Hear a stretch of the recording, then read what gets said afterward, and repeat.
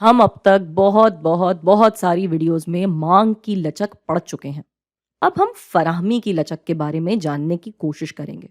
और ये तकरीबन वैसा ही है, बस अब फ़र्क ये है कि कीमतों की फ़ीसद तब्दीली पे हम फराहमी में आने वाली तब्दीली को देखते हैं, और इसका हिसाब हम लगाते हैं मिकदार फराहमी की फ़ीसद तब्दीली को कीमत की फ़ीसद तब्दीली से तकसीम देकर।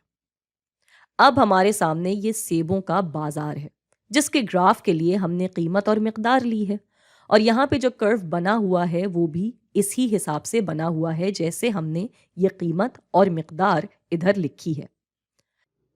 अब हम अपनी फराहमी के दाम में खींचतान या लचक के बारे में सोचते हैं। जब हम जाते हैं पॉइंट ए से बी की तरफ, यहाँ हमारी कीमत 4 से 6 हुई थी। तो अब फीसद कैसे निकालेंगे? जी हाँ, 2 इसके नीचे 4, क्योंकि पॉइंट ए से बी को देख रहे हैं।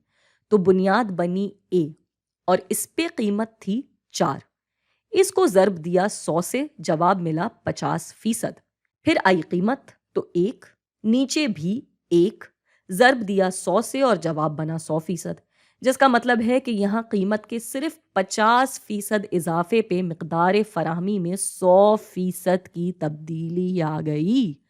100 को तकसीम किया 50 से, जवाब आया 2। अब बात करते हैं पॉइंट बी से पॉइंट सी की। यहाँ पे कीमत में फ़र्क आया था 2 रुपए का। बुनियाद थी पॉइंट बी, जहाँ कीमत थी 6। तो यहाँ हम लिख देंगे 6, ज़र्ब दिया 100 से, जवाब बना 33.33 और मिकदार आ गई 50%। तो मतलब कि कीमत की 33.33 रुपए की तब्दीली पे मिकदार फराहमी में 50% की तब्दीली। अब इन दोनों को तकसीम किया तो जवाब आया 1.5। यहाँ हमने गौर इस बात पे करना है कि यहाँ पे फराहमी का कर्व सीधी लकीर है, ढलान नहीं। मगर फिर भी इसके मुख्तलिफ हिस्सों की फराहमी की लचक एक दूसरे से मुख्तलिफ हो सकती है। हाँ, मगर यहाँ जिस तरह से हमने लचक का हिसाब लगाया है, ये आसान तरीन तरीका तो है ही। इससे मिले हुए जवाब में एक बात और है। ये पॉइंट ए से पॉइंट बी तक की जो लचक दिखाता है, ज़रूरी नहीं है कि यही वाला जवाब हमें तब भी हासिल हो जब हम पॉइंट बी से ए की लचक का हिसाब लगा रहे हों। कुछ तरीके ऐसे होते हैं जिनसे जब हम लचक का हिसाब लगाते हैं तो वो दोनों पॉइंट्स पे एक ही जैसा जवाब दे रहे होते हैं, मगर इस वीडियो में हम उनके बारे में बात नहीं करेंगे। हम जब फराहमी के दाम में खींचतान या लचक की बात कर रहे थे, तो हमने लचकदारी और गैर लचकदारी सूरत हाल के बारे में पढ़ा था।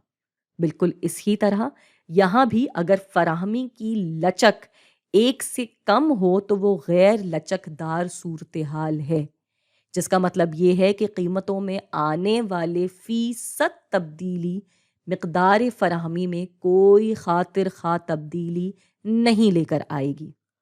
और अगर लचक 1 से ज़्यादा होगी तो इसको लचकदार सूरत हाल कहेंगे, जिसका मतलब है कि कीमत थोड़ी सी फ़ीसद तब्दीली से भी मिकदार फराहमी में बड़ी तब्दीली लेकर आएगी।